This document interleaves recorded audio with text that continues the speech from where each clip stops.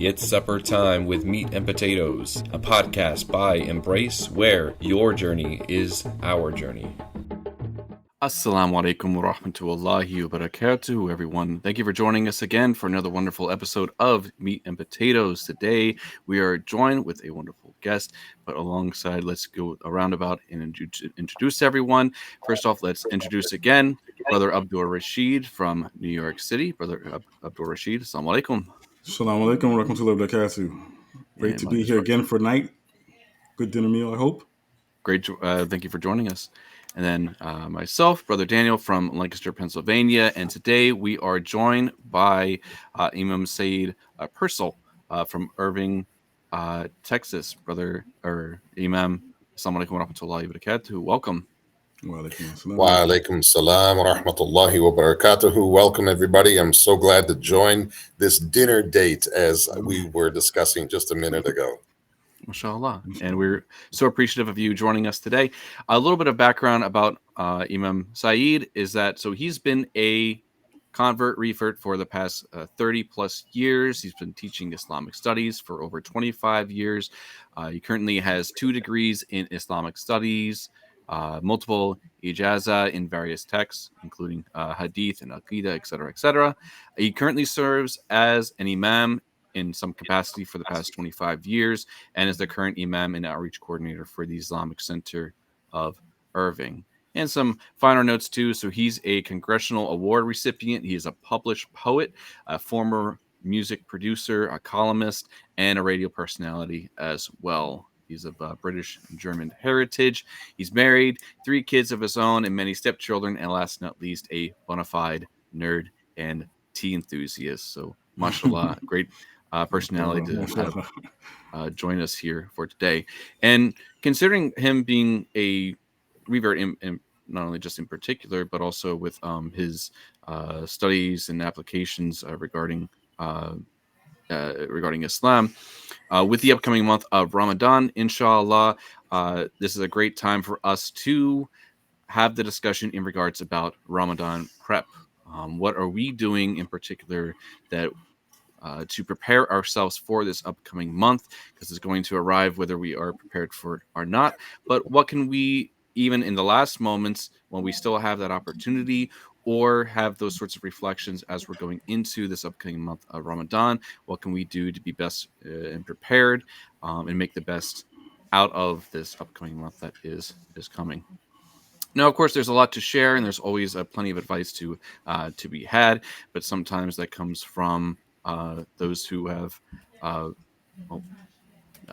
tried and had the experiences for it, and basically experience is sometimes the best of teachers. So with that, inshallah, let's pass it over to Brother Abdul Rashid. What finer points or course do you have for this main meal that you can share with our viewers as to your experiences, or maybe even, do you have a story or 2 to tell? Inshallah, the floor is yours.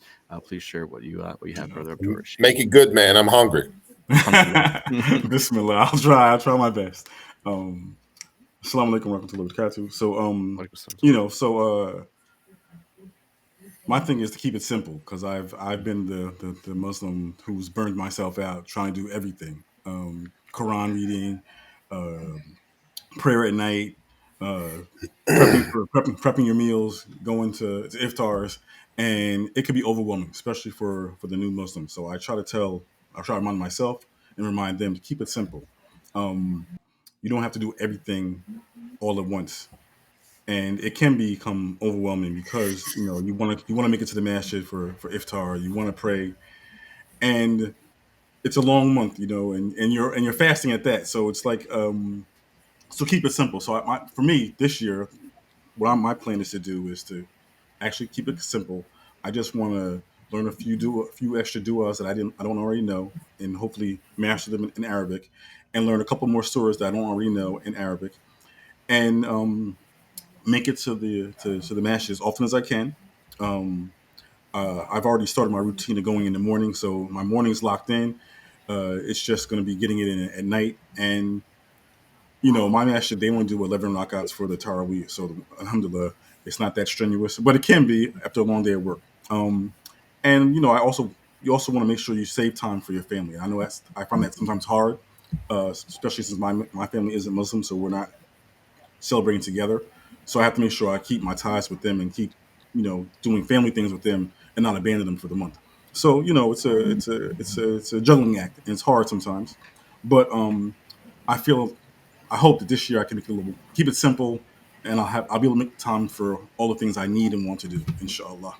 Inshallah. And may Allah subhanahu wa ta'ala bless you in your efforts, Brother Abdul Rashid, and make you successful in this upcoming month. I mean, and I really want to stress and kind of remind our audience here about that sense of simplicity. That even though, there's narrations or reference in the Sunnah or coming from the companions that the month of Ramadan was something that the companions spent 6 months preparing for, and then 6 months after the month of Ramadan, making the dua to make sure that this month was accepted from them.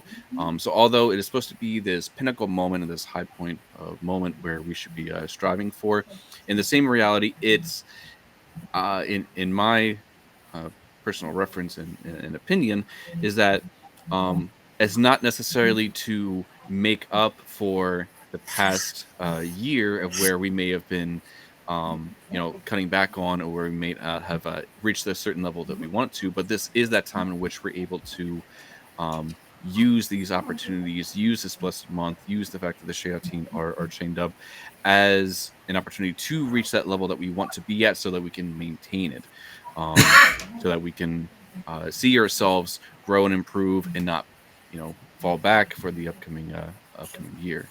But with that, inshallah, I'm sure that the Imam here has plenty of references and plenty of points that he will love to share. So, Imam Sa'eed, without further ado, please share us your inputs, your advices, or your main dish, inshallah, that you like to bring to meat and potatoes. The floor is yours, brother. Bismillah. Very good. إن الحرمين والصلاة والسلام على أشرف الأنبياء والمرسلين وعلى آله وصحبه ومن تبعهم بإحسان إلى يوم الدين وبعد. So the one thing that was initially occurring to me as I was thinking about this, and I've actually been through a few different sessions with different groups locally and in other states this last week, as you can imagine, is in preparation for Ramadan in particular. We're still a few days out, as we all know. One of the most important things we can do is muhasaba, or self-reflection, self-evaluation. And if we don't take a stock of where we are, what our state is, and one of the keys with this muhasaba, with this self-reflection, this self-evaluation, is we need to be brutally honest with ourselves. We can't sugarcoat it. We can't try and just kind of like, I don't see that, I'm not looking at that. We have to be honest with ourselves about our realities, because the only way we're going to move beyond those things is if we openly acknowledge them, so that we can start to address them. You can't cure a disease until you first identify it, so that you can then get to the root of the cause to then come up with a cure. So it's important for us to do that self-reflection, to figure out, like, where is my salah at? What's the state of my salah? What do I need to do, in terms of my salah? What do I want to do in terms of my salah in Ramadan? Because obviously there's lots of opportunity for extra salawat, extra prayers in the month, not least of which is, of course, Taraweeh. And so even in the case of Taraweeh, how many are you going to do? Are you going to do 11, as our brother Abdul Rashid was referencing? Are you going to do 20, as other masjids might do? Are you going to do more? There's some masjids that'll do 40. It's and the sunnah doesn't restrict the numbers of rak'ah you can pray in the night. The field is wide open. What the prophet was known to have done is one thing, but he never said this is as far as you can go, no further. This was just his example. That's nothing small, but that's also saying that you can go further than that. And there's a whole conversation around the number of rak'ahs and everything else, etc. We won't get into that. but how many are you going to do? Are you going to do everything that they do at the masjid? There's reasons that you want to do that in terms of the reward that comes with that, completing the salah with the imam. There's reasons you may not. You may not physically have the capacity to do it. You may not have the time to do it. And when you're praying, like for myself, many times when I would pray, I would wind up having to sit in a chair because my back couldn't take the long standing. Mhm. And so I would sit in a chair for most of the Taraweeh, which was unusual because I don't use a chair at other times in the prayers pretty much exclusively. But 99.9% of the time I'm praying, standing, bowing, everything just like normal. On the rare occasion my back goes out, maybe I'll grab a chair or I'll sit down, but otherwise no. But when it came to Taraweeh, sometimes I'd have to use that chair because I knew if I tried standing and tried to do that for the whole thing, I was going to be in agony before I was even halfway through. I wouldn't even be able to think about what was being recited, let alone get anything out of the prayer itself. And that is a key element of what you're doing. Keep in mind what you're supposed to be getting out of it. The prayer is meant to be a remembrance of Allah. I mean, this is what Allah tells us in the Quran. Aqima salah li dhikri. The reason for the prayer is the establishment of the prayer is the remembrance of Allah. If you're attempting to pray Taraweeh or whatever it is, voluntary prayers, and it's causing you to not be able to focus on your prayers, then you're kind of missing the point. Find that thing that allows you to remember Allah best. The companions outside of the obligatory actions, the obligatory fasts, salats, and things like that, they each individually chose what they were most suited to, what spoke to them most. So some prayed a lot, but didn't fast outside of Ramadan. Some they fasted all the time, but they didn't read that much Quran. It varied from person to person because they had certain gifts, they had certain interests and abilities in different areas. And it's important for us to be honest with ourselves about that and to not feel badly that I'm not doing like Brother Daniel is doing, or I'm not doing like Brother Abdul Rashid is doing.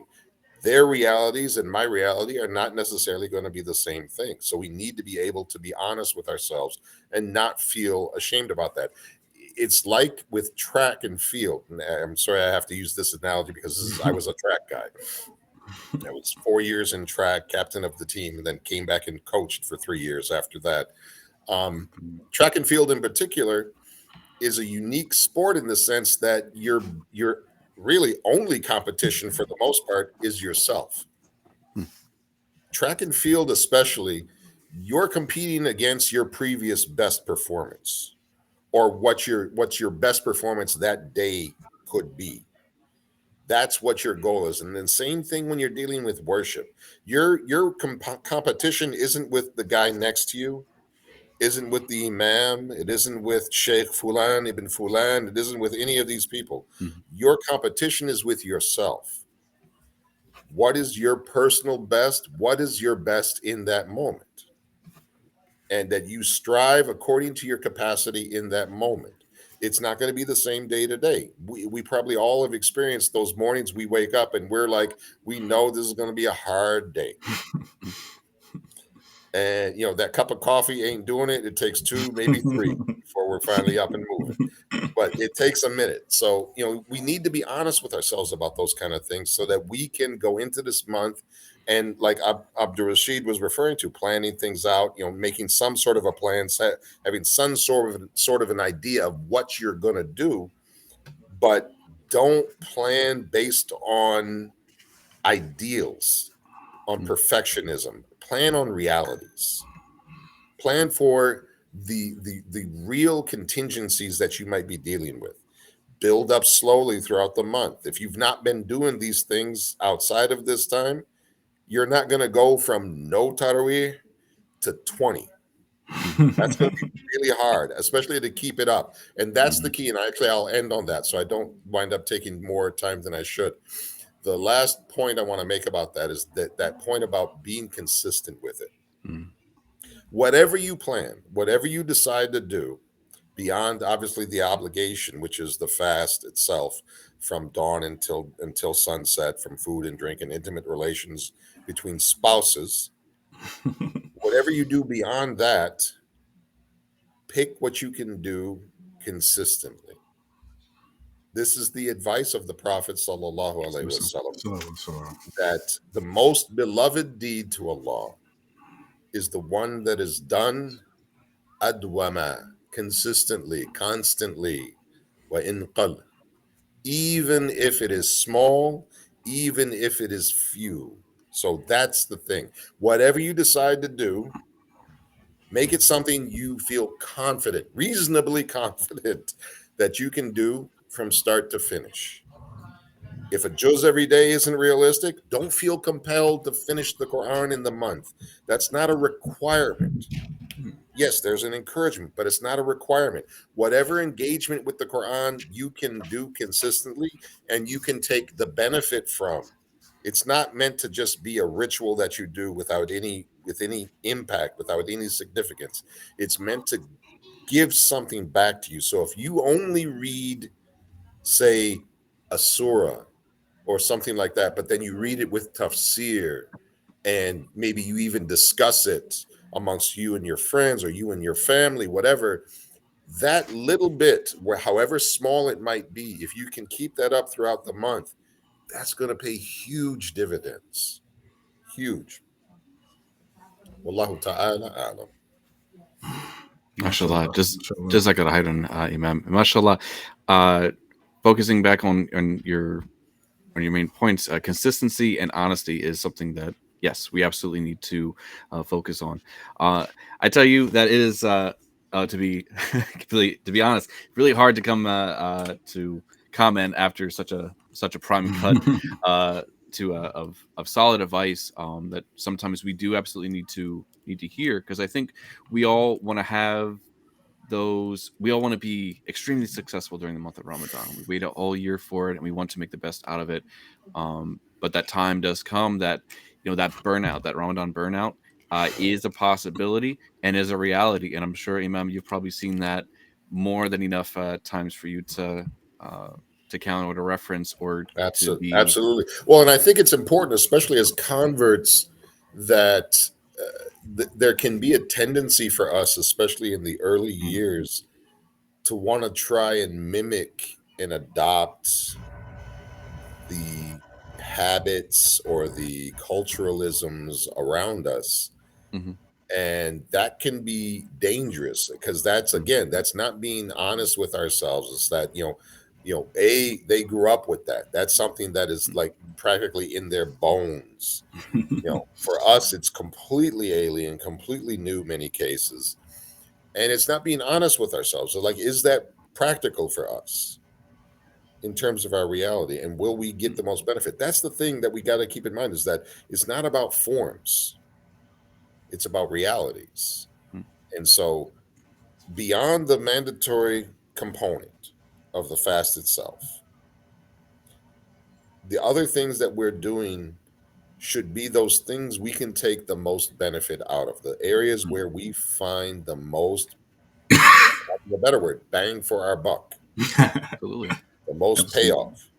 Or to follow the analogy of meat and potatoes, the most calorie dense act of worship or righteousness that we can find, so that there's as much barakah, as much hasana packed into a small package as we can possibly find.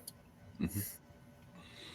And I do see the issues sometimes that we, again, starting off really strong at the beginning of that race to, as you mentioned regarding track and field, Imam, is that eventually we're going to slow ourselves down, or eventually by the end of 20 or even not even 15, 10 days in, we're already thinking to ourselves, I'm not going to be able to keep this up, whether it is doing Tarawih every single night, which again, it's a sunnah. It's very highly encouraged to be able to do, and it's a wonderful thing to participate in and to be involved with the community, to break fast with your community if you can, if they have like local iftars and whatnot.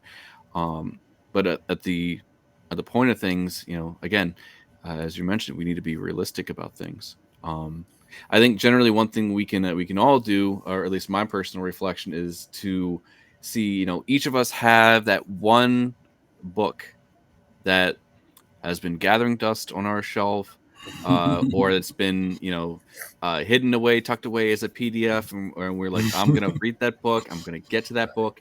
And even like I've had the experience during like Etikaf, in particular, was Ibn Kathir's Stories of the Prophets, that I had intentionally wanted to read like this entire book during the last 10 days. And although a wonderful reflection, wonderful thing to read and to really study, but it became like more of a goal of how many pages am I going to read, as opposed to what am I actually going to get out of this book that I'm reading, because I want to be able to finish it before the end of Right. those sort of 10 days. So as opposed to, and again, the same thing can happen in regards for our recitation of the Quran, or could be the studying of the hadith, because we're so focused on quantity as opposed to quality, Absolutely, absolutely, with especially in this sort of month. But again, Allah subhanahu wa ta'ala is going to be rewarding us according to our intention, according to our deeds, and according to what uh you know cognitively, like, that He is able to quantify as the sincerity and the value of things, as opposed to just a number of pages, inshallah. Right. Um, Absolutely. but, but mashallah, fantastic points from each of you brothers. Mashallah. Let's go ahead and open up the floor just for an open discussion, inshallah. Any thoughts, any points from what has been mentioned? Any seeds of wisdom we kind of want to plant furthermore for the listeners for the podcast, inshallah. So yeah, brother Dan, you mentioned intention. So I think intentions are everything, right? We get rewarded for our intentions. And another sheikh I was listening to, he was said it's all right to have a plan and all this stuff. He said, but when it doesn't go through, just say Alhamdulillah. At least your intentions were good, but something else came up, and you can't finish what you thought you wanted to do for that day, or that week, or that month, or whatever. So don't get all out of shape because you couldn't hold to the plan. It's just a plan, and as long as you're like doing the fast and you're reading the Quran, anything else, excuse me, after that, is more or less extra, right? It's a bonus. And I know for me, going into this year, this Ramadan, I've already established reading the Quran in a group every morning, so I'm running up with that, and so I'm not going to read any extra books this Ramadan. I'm just going to read the Quran, and I'm just going to practice my Arabic, learning the Arabic, and like I said, trying to learn short surahs and short duas, and I haven't put a number on that. Whether it be 5, 10, 20, alhamdulillah, it's great. If it's only one or two, alhamdulillah, it's still great. Um, but I want to get the best reward I can from the month by drawing myself closer to Allah. Gain that taqwa, and hopefully be my best self. And whatever extra I take on this month, hopefully it's something I can continue after the month is over, inshallah. Absolutely. Absolutely. I would agree 100% with what Brother Abdul Rashid was saying. That's great advice. And I would encourage, especially whatever you decide to do in terms of extras, the month is about the Quran more than anything else, about revelation, as a matter of fact. When you look at the ayah, the 185th ayah of Surah Al-Baqarah, which is where Allah starts off saying, Shahru Ramadan alladhi unzili fihi al-Quran, the month of Ramadan in which was revealed the Quran. Not only is the Quran revealed during the month of Ramadan, if you look into the tafsirs, if you look into the commentaries on this ayah, they'll relate a narration from the Prophet, peace and blessings be upon him, that mentions how pretty much all of the revelations came down in the month of Ramadan, starting from the beginning all the way towards the end, during which the Quran was revealed.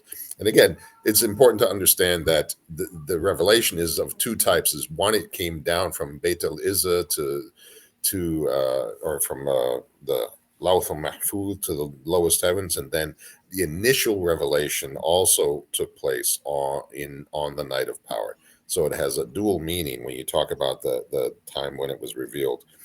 But this idea that the revelation began during the month of Ramadan and that all of the revelations appear to have been in the month of Ramadan. So the month of is as a whole is dedicated to the revelation, dedicated to that communication from our Creator to humanity to provide them that guidance and that nur to help us walk the path of this life successfully so that we can reach the end. And as far as the fasting itself goes, as a term in terms of giving us something to strive for, they talk about in the books of Suluk, in the books of spiritual traveling, about the levels of fasting. This is something that doesn't often get talked about, but you have three levels of fasting generally. You have as Somul Am, the fast of the general masses, which is the one that we hear about all the time, the basic fast, the abstaining from food and drink and intimate relations between spouses from dawn until sunset. That's the basic fast. So it's leaving the desires. That's the core of it, is leaving the desires of the mouth and the private parts, essentially. Then there's the second level, which is As-Sawm al-Khas, the fast of the special people, the special ones. This is where your tongue, your eyes, your ears, your hands, your feet, your hearing, your seeing, your senses, your limbs, all of these things, you now fast from disobedience to Allah. You SubhanAllah. fast from using those gifts of creation that you've been given in sin. And so this is that middle level, that striving for a little bit more. And then there's what's referred to as Sawm al-Khas al-Khas or Ashkhas al-Khas, the special ones of the special ones, or maybe more easily understood, the cream of the crop, if you will. The cream of the crop, their fast is a fast of the heart from anything other than Allah. SubhanAllah. So you leave off everything else other than Allah. You leave off thinking about, being preoccupied by dunya matters, by worldly things, by these sorts of conversations and these sorts of concerns and considerations, so that your heart is all completely and totally obsessed and in touch with Allah. Now, most of us in our day-to-day lives, this is not going to be practical because we're going to be bumping into walls and we're going to be getting fired from our jobs, things like that. But if you make the itikaf, if you make that seclusion in the masjid at the end of Ramadan during those last 10 nights, here's an opportunity for that Sawm al-Khas al-Khas, this cream of the crop level of fasting, where you're still fasting from those basic desires. You're, inshallah, restraining your limbs and senses from engaging in sin, and then in that itikaf, then you're investing that time and that energy to separate yourself from all worldly concern to the best of your ability and be just between you and Allah and your worship and your as they say, the uns, the private seclusion, this private engagement with Allah, where it's this exchange between hearts, where things can be, become so much clearer to us in that private moments with Allah, where understanding opens up to us in a way that wasn't able to open up to us in the past because of our preoccupations and our distractions and everything else. So that's just something to strive for and something to hope for. SubhanAllah. And maybe be able to reach the cream of the crop, the top point of that of those people who are Ameen. fasting. I mean, I and mean, and that is as you're saying, Imam, that is the reality that we at one point have to be preoccupied with our living and our standards and to take care of the family and whatnot, the whole 9 yards. But it is a good time for us to experience and to get that sweetness of Iman that may not be as well possible or as strong throughout the rest of the year. I don't know if anybody else has the experience as what I have had, that after coming out from etikaf, once you leave the masjid, once you leave that seclusion area, that constant state of worship and that reflections, that personal insight, and also that communal environment, you immediately want to go back and you immediately wish for another Ramadan, next week. But that's just not the reality of things. But in that same sense, by us having those sorts of experiences or having that sort of sweetness to fall back on, or to know that exists, it allows us to see, hey, this is very possible. It was something that I experienced. It's something that if I put my mind and my heart and my striving towards, I'm able to achieve that now. And maybe that is kind of quintessentially the point of Ramadan, to prove to us as human beings that although we might throughout time or through the dunya in one way or another become distracted with the remembrance of Allah subhanahu wa ta'ala, that this month puts us back on track and puts the remembrance back to where it needs to be, and allows us to achieve what we didn't think was possible, or to put us back in that state of constant remembrance, inshallah. Inshallah. And I would say too that one of the things, the attributes of Islam that I think has spoken to many of us, is the clear guidance and the sure knowledge that is contained in it. It's very much, in many ways, a thinking man's religion, if you will, which to many people is an oxymoron, the idea of a thinking man's religion. But that being said, there is a need to have that spiritual, emotional connection to your faith as well. And this sort of experience where you're experiencing that cream of the crop level, or you're having that opportunity to be in seclusion like that. And even if you're just striving to reach that level, to be at that point, but to be in that striving, that mujahida, which is a spiritual exercise, is a great spiritual exercise, to be in that state. There, you talk about that sweetness that you've tasted, and the minute that you get out of it, you want, it's like the old commercial. It's like Lay's, you can't eat just one. It's like you can't make just one. You want that experience, you want that feeling again. When you've tasted that, when you taste, as they say in the ahadith, the halwiyat al-iman, the sweetness of iman, when you've tasted that in any degree, then you always want to try and find a way to get back to that, to have that experience again. MashaAllah. With that, we're about to come to our closing, inshallah, and I do want to end with Imam Sa'eed as the last final point here. So, if you gentlemen don't mind here, for the dessert here, what's that? Usually like Indian, Pakistani, as it gets kheer. It's the rice pudding. Yeah, mashallah. I'm going to bring some here to the table, inshallah. Here, I thought you were going to talk about gulab jamun. Good stuff too, alhamdulillah. But I'm more of the here. If diabetes is on the menu, then yes, gulab jamun is definitely the word for alhamdulillah. Yeah, wonderful, fantastic points that we had mentioned for today. If I have any last points or advice, again, being realistic, don't over encumber yourself to the point where you wind up doing more damage to yourself, or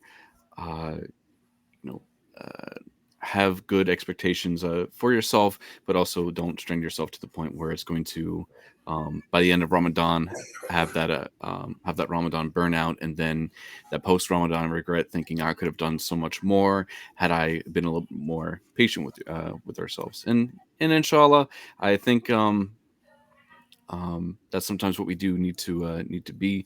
But the only way we're going to be able to do that, as you said, Imam, is to be realistic with our expectations. Remember that we are human beings.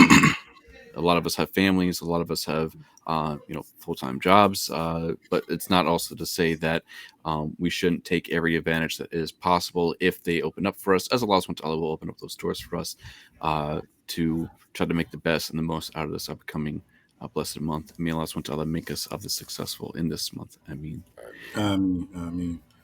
So I'm gonna bring a little pecan pie because it's my favorite. MashaAllah. and I'm trying to keep it simple, but Man, sweet. no bean pie, man. No, we missed the brother that's who the other usually brings Rashid. the bean pie, inshallah, alhamdulillah. But it's funny. That's funny. So yeah, like I said, I just want to keep it simple, and so I just came back from Umrah not too long ago, back in January, and so I'm trying to use these opportunities, Umrah, Ramadan, to build on myself, to push myself to do a little bit more, but not over exert myself. So, and to build a better relationship with Allah subhanahu wa ta'ala. Um, and so, so keep it simple, keep it small, and whatever, like I said, whatever things you add to your life for this month, hopefully there's one thing that you continue and build upon for the rest of your life and the rest of the year and the rest of your life. And so you don't get burnt out, because I've been there, we've all been there, and you want to feel the sweetness of Iman during this month. And I've never done itikaf, but like I said, I came back from Umrah, my Iman was so high, and of course it's dipped a little, but thank God for Ramadan this month. But I think the way you can keep it level or keep it close to high as ways was coming back from Umrah, is to keep it simple and don't overexert yourself. You don't have to read the whole Quran in one night. You don't have to learn Arabic overnight. Of course, you can't. You don't have to be, a super Muslim as a convert. Take it slow. It's life is a journey, right? It's not a marathon. Mm-hmm. I mean, it's not a sprint. It's a marathon. And there's no winner, right? I mean, for us, there's no winner. Your winning is getting into Jannah and being the best version of yourself that you can be when you get there. So that's trying to keep it that simple. MashaAllah. Without further ado, Imam, please share your dessert to sign us off, inshallah. Okay, well, I guess since he insisted on that pecan pie, I'm gonna have to bring the bean pie.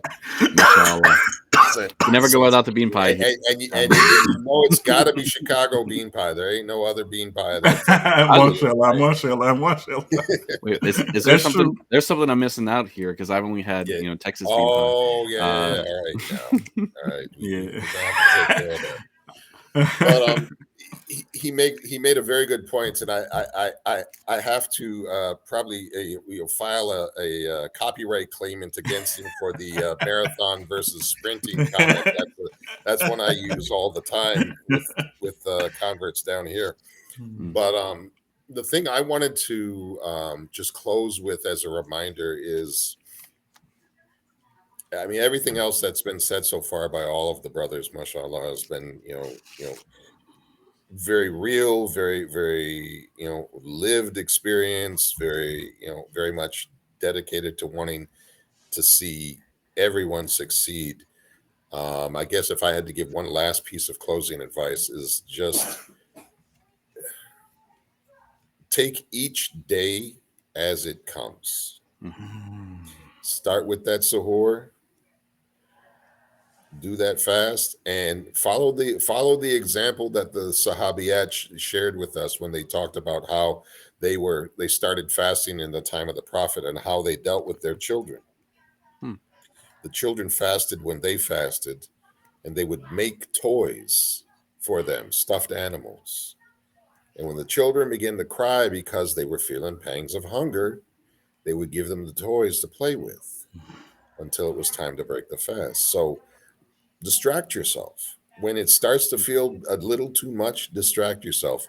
You remember there's a phrase in the West about the idle hands is the devil's playground. And when you're fasting, that's 10 times more true than it ever was before. When you don't keep yourself engaged with something, your mind is inevitably going to start to drift to the fact that, dang, I'm hungry. And wondering what's going to be for iftar, or when we are looking at your watch every 5 minutes going, when is it cut? It's still so far away. Just take it day by day, and just celebrate each little victory. Think of that iftar when you're having that first bite of food, when you're having that first drink. Feel that for the first time. You're going to feel and taste things that you have tasted for your entire life, and they're going to taste completely different. and savor that. Savor that moment. Think of it as little Eids throughout the month until the big Eid at the very end of the month, as you are breaking your fast. And even, mashallah, the Prophet talks about that in one hadith where he talks about that there's two joys for the fasting person: one when they break their fast, and one when they meet their Lord. So I would argue that every time you break your fast is a moment of joy for you, because of both the reward that you've earned, inshallah, and of course the sweet taste of whatever it is that you're putting in your mouth at that moment. Mashallah. Wow. Imam, I may need to quote you on that about the every fast breaking is a little Eid for each of us every single day. It's a beautiful and wise words of wisdom. Alhamdulillah. And I'm so glad to be able to meet up with both you brothers, inshallah, for today's session. Jazakallah khairan. Thank you, Imam Sa'eed, for joining us. Alhamdulillah. We hope to have you for another session in the future, inshallah. But with that, we'll go ahead and close. Jazakallah khairan. Allahumma subhanaka wa bihamdi ashhadu an la ilaha illa ant astaghfiruka wa atubu ilaik. Assalamu alaikum wa rahmatullahi wa barakatuh. And Wa alaikum Ramadan assalam. Mubarak to everybody. Wa alaikum assalam wa rahmatullahi wa barakatuh. Meat and Potatoes is a podcast by Embrace. Embrace is a comprehensive convert care and empowerment organization dedicated to providing Muslim converts with social and educational spaces that encourage growth, shape their Islamic identity, and equip them with the tools they need for their lifetime journey. To learn more, visit us at www.embracereverts.org.